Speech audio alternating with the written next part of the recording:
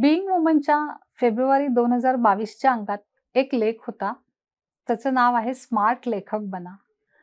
आपण एक लेखन करताना, एखादा लेख लिहिताना काय काय व्यवधानं सांभाळायला लागतात, हे या लेखात आम्ही सांगितलेलं आहे. मला असं वाटतं त्याचा तुम्हाला उपयोग होईल. आपण एखाद्या अंकासाठी, एखाद्या वृत्तपत्रासाठी आपण जर लेख पाठवणार असू, तर त्यासाठी काय काय करायला लागतं, त्या काही गोष्टींचा आढावा घेतलेला आहे. स्मार्ट लेखक बना. कोणत्याही वृत्तपत्रासाठी किंवा नियतकालिकासाठी लेखन करताना नेहमी शब्द मर्यादा ही लक्षात ठेवली पाहिजे आणि त्याप्रमाणे आपण लेखन केलं पाहिजे. नंतर आता आपण समजा जर मोठा लेख पाठवला तर तो लेख नक्कीच रिजेक्ट होतो. शब्द मर्यादेपेक्षा जास्ती लेख जर मोठा असेल तर तो रिजेक्ट होतो. आता पुढची गोष्ट, लेखन करताना हाताने लिहिणं किंवा टाईप करणं कॉम्प्युटरवरती, या दोन गोष्टीबरोबर मोबाईलमध्ये पण काही टूल्स आली आहेत, तर त्याचा यामध्ये उल्लेख केलेला आहे. मोबाईलवर लेख देवनागरी अर्थात मराठीमध्ये टाईप करायचा असल्यास गुगल इंडिक कीबोर्डद्वारे व्हॉइस टायपिंगचे टूल आपल्या मोबाईलमध्ये इन्स्टॉल करावे आणि प्रत्येकाच्या मोबाईलनुसार ह्याचं सेटिंग वेगळं वेगळं असतं. अगदीच न जमल्यास यूट्यूब व्हिडिओचा आधार घ्यावा आणि व्हॉइस टायपिंग करताना उच्चारत असलेला प्रत्येक शब्द स्पष्ट आणि सावकाश उच्चारल्यात 99% बरोबर टायपिंग होतं. लेखाच्या सुरुवातीला लेखाचे नाव, लेख कोणासाठी लिहिला आहे त्याचा तपशील, लेखमाला असेल तर त्यातील लेखाचा क्रमांक, लेखकाचे नाव, फोन नंबर, शक्यतो व्हॉट्सअप नंबर द्यावा आणि लेखाचे शीर्षक अवश्य नमूद करावे. लेखाच्या सुरुवातीला 2 ओळींचा विषय परिचय किंवा शेवटी लेखकाचा एका ओळीतला संक्षिप्त परिचय पण द्यावा. लेखासमवेत काही छायाचित्रे असतील तर ती स्वतंत्ररित्या पाठवावीत. लेखामध्येच ऍड करू नयेत. लेखामध्ये परिच्छेद करताना 2 परिच्छेदांमध्ये जागा जास्त सोडू नये. अशी जागा सोडल्यास काही मजकूर राहिला असल्याची शंका येते. प्रत्येक वाक्य संपल्यानंतर येणारे विरामचिन्ह, स्वल्पविराम, पूर्णविराम, उद्गारचिन्ह अथवा प्रश्नचिन्ह हे शेवटचा शब्द संपताच द्यावे. शब्द आणि विरामचिन्ह यामध्ये जास्ती स्पेस देऊ नये. लेखामध्ये विनाकारण इंग्लिश शब्दांचा भडीमार करू नये. अगदीच टाळता येणार नाही असे शब्द असतील तर ते शब्दही शक्यतो देवनागरी लिपीतच लिहावेत. तरीही इंग्लिश शब्द द्यावाच लागत असेल तर इंग्लिश स्पेलिंग बरोबर आहे ना ते नक्की बघावे. तसेच इंग्लिश शब्दाचा उच्चार कंसात मराठीत लिहावा. हे अशासाठी की युनिकोडमधील मजकूर श्रीलिपी अथवा इतर सॉफ्टवेअरमध्ये कन्वर्ट करताना इंग्लिश शब्द गायबच होतात. त्यामुळे असा मजकूर पानावर घेताना इंग्लिश शब्दांच्या जागी रिकाम्या जागा दिसतात. हीच गोष्ट अंकाबाबत आहे.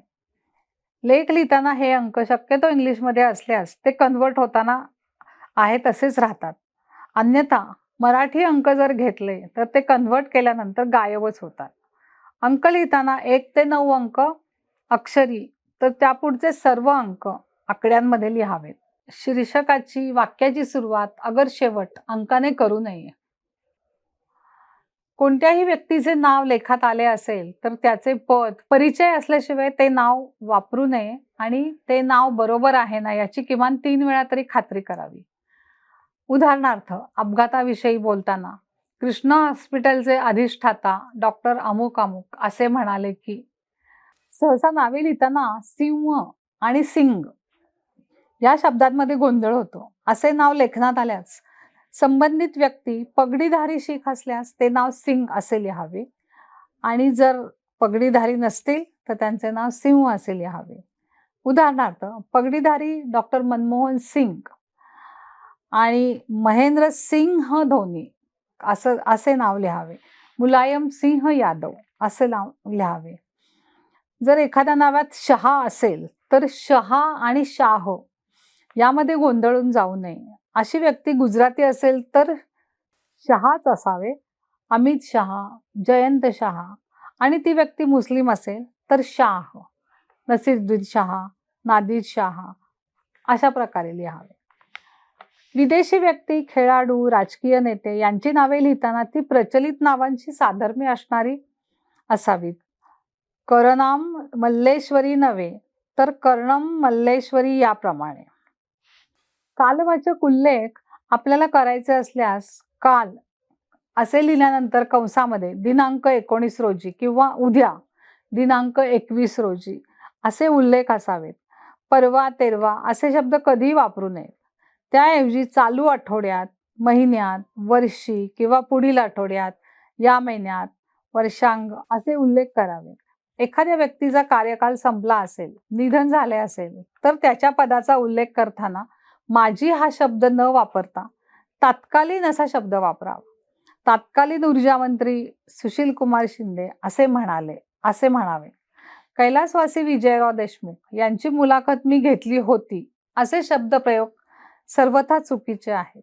सदर व्यक्ती कैलासवासी असताना तुम्ही मुलाखत कशी घेतली असा प्रश्न येतो. तर दिवंगत विजयराव देशमुख यांची मुलाखत घेतली होती असा उल्लेख येणे योग्य राहील. वेलांटी आणि उकाराबाबत अनेकदा ऱ्हस्व, दीर्घ असा गोंधळ होत असतो. त्यासाठी इयत्ता 4थीचे व्याकरणाचे पुस्तक जरूर वाचावे.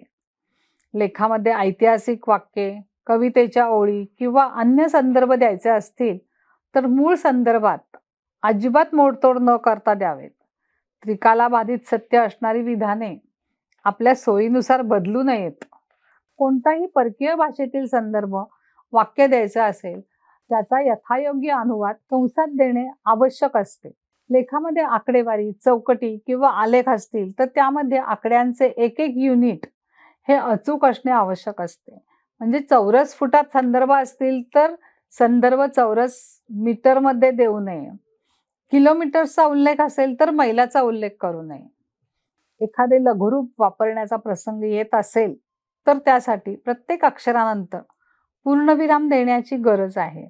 उदाहरणार्थ MBBS, MBA हा शब्द सरळ MBA असा लिहावा. एखाद्या शब्दसमूहाचा लेखात वारंवार उपयोग करावा लागणार असेल तर प्रथम उल्लेखावेळी तो संपूर्ण शब्द लिहावा. तिथून पुढे तिथेच कंसात त्याचे लघुरूप लिहावे आणि ते लघुरूप पुढे लेखात वापरावे. विज्ञान, तंत्रज्ञान अथवा आरोग्यविषयक इंग्लिश शब्द वापरताना त्याचा पर्यायी मराठी शब्द शोधण्याचा प्रयत्न करू नये.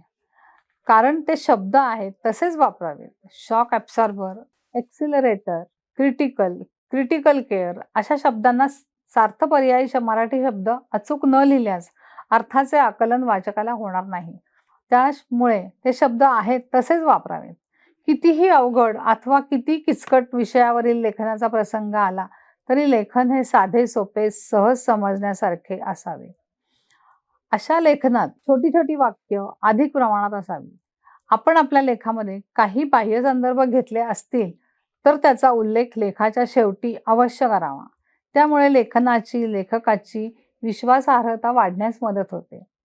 लेखामध्ये व्यक्तीचा अथवा ग्रुप फोटो असेल तर त्यामध्ये सर्वांची नावे अचूक असणे गरजेचे आहे. ग्रुप फोटोमधील सर्वांची नावे देताना डावीकडून अनुक्रमे अशा प्रकारे लिहावीत. तसेच फोटो कुठला, केव्हाचा आहे तेही नमूद करावे.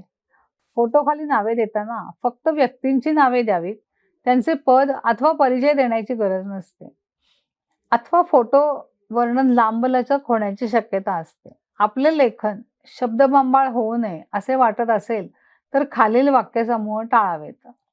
मला असे म्हणायचे आहे की, माझ्या मते, मी आपणाला सांगू इच्छितो की, याचा विचार करायचा झाल्यास, तर मी असं म्हणेन की, तर मी असं सांगेन की अशी विनाकारण लांबड लावणारी वाक्ये टाळावीत. कोणत्याही लेखाचे काही ॲट्रिब्यूट्स अर्थात टाळता न येणारे घटक असतात. संबंधित प्रकाशनाकडे आपला लेख पाठवायचा खालील ॲट्रिब्यूट्स 2 वेळा तपासून पाहावेत आणि मगच लेख पाठवला पाहिजे. लेखाचे शीर्षक सार्थ आणि अचूक आहे का? लेखकाचे नाव, फोन नंबर, ईमेल ID दिला आहे का? विषय परिचय दिला आहे का?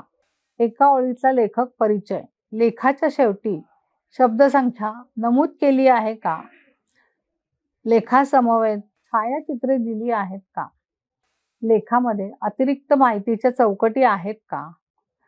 लेखासमवेत काही ग्राफिक्स, आलेख, नकाशे असतील तर त्याचे वर्णन दिले आहे का?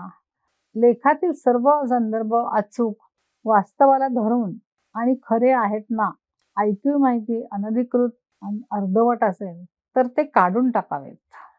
तर ह्या सगळ्या बेसिक गोष्टी आपण लेख लिहिताना नक्कीच वापराल आणि आपला लेख खूप अट्रॅक्टिव्ह, आकर्षक असा असावा. वाचणाऱ्या माणसाला त्या लेखातून काही वेगळे अर्थ न निघावेत, अशी अपेक्षा आहे.